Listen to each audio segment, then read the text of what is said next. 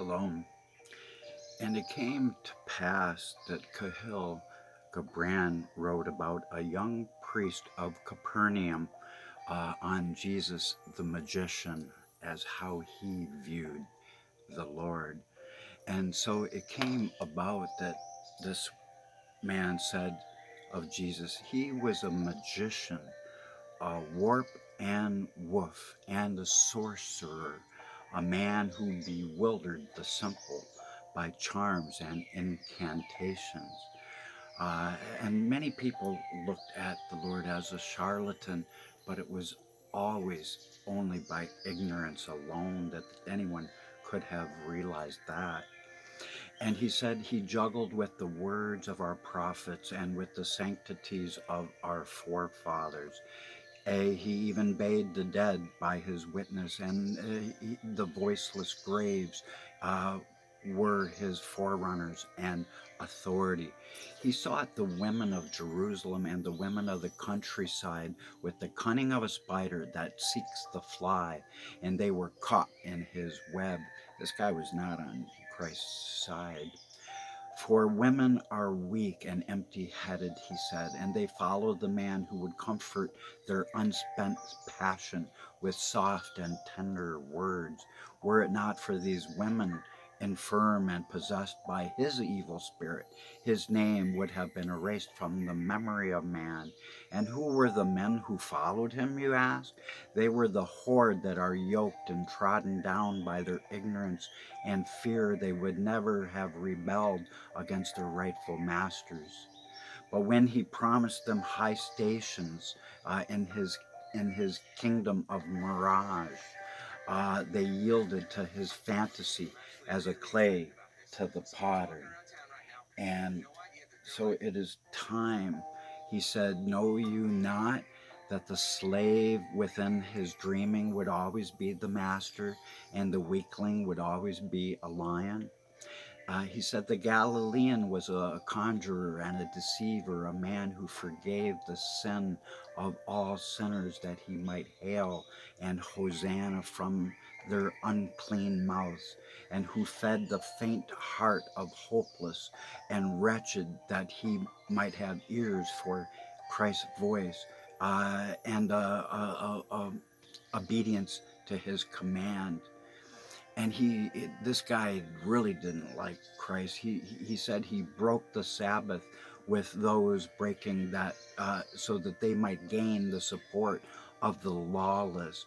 And he spoke ill of our high priests, that he might win attention in the Sanhedrin, and by opposition increase his fame. I have often said that I hated that man. Yeah, I hated Jesus more than I hate Romans who govern our country. Even his coming was from Nazareth, a town that was cursed by our own prophets. It is a dunghill of the Gentiles, from which no good ever could possibly proceed. True story. But the good news is the next guy liked Jesus, a rich Levi in the neighborhood of Nazareth. And he described what Jesus was like as the good carpenter. And I know he is the good shepherd over all the flocks of man. That is the only true God in this whole world. And so he said this. He said Jesus was a good carpenter. The doors were fashioned, the doors that he made were never unlocked by thieves, and the windows he made were always ready to open up to the east wind and to the west. And the Lord made chests of cedar wood rather, polished and enduring. And he made plows and pitchforks strong and yielding to the hand. He carved lecterns for our synagogues, and he carved them out of the golden mulberry. And on both sides of the support where the sacred book lies, he chiseled wings outspreading as an artist. And under the support he put heads of bulls and doves and large-eyed deer. All of this he brought forth in the manner of the Chaldeans and the Greeks. But there was that within his skill that was neither Chaldean or Greek. Now this my house was, even my own house, this man said, was built by many hands 30 years ago. And back when that happened, I had sought builders and carpenters in all the towns of Galilee. They each had the skill and the art of building, and I was pleased and I was satisfied with all they did. But come now and behold two doors and a window that were fashioned by Jesus of Nazareth. They, uh, they in their stability mock everything else in my house. He was a master carpenter. He was not just a good carpenter, he was a fantastic carpenter. All of my doors and windows are yielding to the years, save except these which he had made. Everything else is falling apart, except his work stood the test of time. They alone, his work stands strong against the elements. And he said, and see those cross beams there? He says, and how he placed them. And see these nails, how they are driven from one side of the board and then caught and fastened so firmly upon the other side?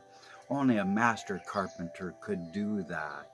And what is passing strange is this, the craziest thing is that the laborer who was worthy of the wages of two men, and he should have been paid double what everybody paid him. But the wage of one man is always what he got. But that same labor is now deemed a prophet in Israel. Had I known then that this youth with saw and plane was a prophet, I would have begged him to speak rather than to work, and I would have overpaid him for his words. And now I still have many men working in my house and fields. How shall I know the man whose own hand is upon his tool from the man from whose hand God lays his hand? um, what he was saying is a prophet has no honor in his own town. People have an attitude, oh, that's just that guy, and minimizes people's importance. But it is time to raise our hands to heaven, and I will be right back. And the spirit of the prophecy spoke through him, and this is what happened. It came about that the Holy Spirit said, then a plowman said, speak to us of work. And he answered, saying, you work so that you can keep pace with the earth and the soul of the earth. For to be idle is to become a stranger unto the seasons, and a step out of life's parade that marches in majesty and marches in proud submission to the infinite. When you work, you are as a flute, and you are one through whose heart the whispering of the hours turns to music. Which of you would be a reed, dumb and silent, when all else sings together in unison? Always you have been told that work is a curse and a labor of misfortune. But I say unto all people of love, that when you work, you fulfill a part of earth's very best dream that's been assigned to you when that dream was first born.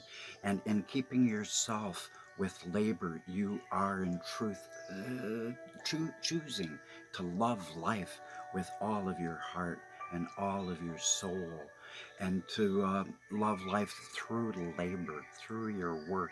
It is to be intimate with life's most innermost secret. But if you in your pain called birth and affliction, and if you in your pain look at the support of the flesh as a curse written upon your brow, don't do it. Fall on the rock. Don't let the rock fall on you. Because then I answer that not by the sweat of your brow shall nothing will wash away that which is written, that you have also been told. You've also been told that life is darkness, and in your weariness you echo what was said by the weary. And I say that life is indeed darkness, except when there is a urge, and all urge is blind, except that which is born of knowledge. And all knowledge, though, is in vain, except where there is work. And all work is empty, except where there is love. And when you work with love, you bind yourself to yourself, says the woman of Revelation 12. She asks of House of Beloved. Make sure that you subscribe. Don't miss it. And she says, and to God, what is it to work with love? It is to weave the cloth that threads drawn from your own heart, even as if your beloved were to wear that cloth. It is to build a house with affection, even as if your beloved were to dwell in that house. And so it is time to understand the hidden mysteries of the unity of love. And so she says, it is time to sow seeds of love with tenderness and to reap harvest of love with joy, even as if your beloved were to eat the fruit. It is to charge all things that you make towards the good purposes of the Great Commission of spreading his love around this world, and to know that all the blessed dead are standing about you and watching. Often I have heard you say, as if you were speaking in your sleep, he who works in marble and finds the shape of his own soul in the stone is more noble than he who plows the soil and seizes the rainbow to lay it on a cloth in the likeness of a man. It is one who is more than he who makes the sandals for our feet. For I say, not in sleep, but in the over wakefulness of noontime, we should place our confidence, because the wind speaks not more sweetly to the giant oaks through that rustling wind of peace. The wind is full of the Lord's blessedness, and the tide of new understandings shall be with us if we press in. And so he alone is greater than he who turns the voice of the wind into a song that's made sweeter by his very own loving work, which is love. And that is then made visible. And if you cannot work with love, but if you can only work with distaste, it is better that you should leave your work and sit at the gate of the temple and take alms of those who work with joy. For if you bake bread with indifference, then you bake a bitter bread that feeds but half a man's hunger. And if you grudge the crushing of the grapes, your grudge distills a poison in the wine. And if you sing as though as angels and love not the singing, then you muffle man's ears to the voices of the day and the voices of the night. And I believe, Shiasa says, I believe that we can absolutely love whatever it is that we do, whatever it is that we are called to love, even if it's just a temporary occupation. I believe we can do all things in love. I believe we are the children of love when we will still embrace our calling. When will we embrace it? Will you embrace it? I have pondered about our own passions, Shiasa says, because those passions and desires that we have planted by the master gardener, they must be fruitful, and we must see to it that it grows. But sometimes I feel that we do anything to block them from rising up and seeing the sun of the day.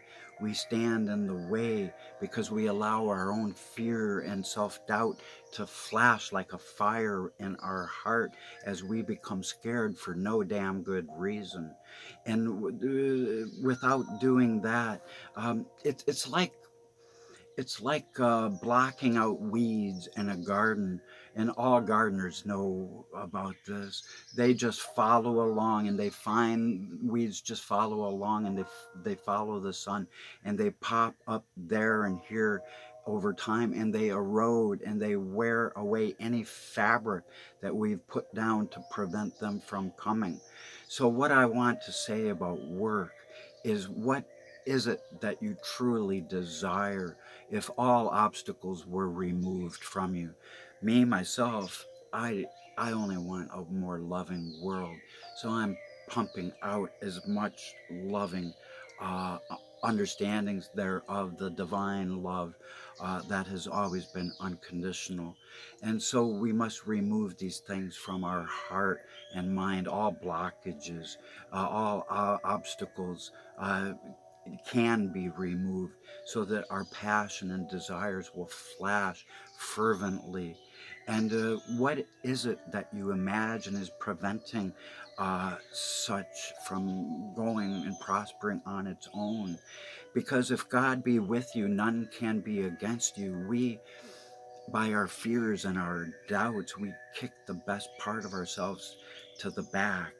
Um, we've been told that we can move mountains. So, beloved, I hope that you are doing a good work, and I know that you all are, because the life that God has for all of us, it is one where um, knowledge and self-knowledge is being restored to this world, so God's people no longer have to be destroyed by their lack of knowledge, as Hosea the prophet has said. So until next time, love from love, hope from hope, and peace from our Prince of Peace, and peace and blessings from Cahill Gabran, Shias of House and Beloved, Anna Grace of Mind Forward, and Daniel Owsley of This Kingdom Age Mountain of Isaiah 25, from where the Lord will remove all the veil from off all nations of the earth, as it is written.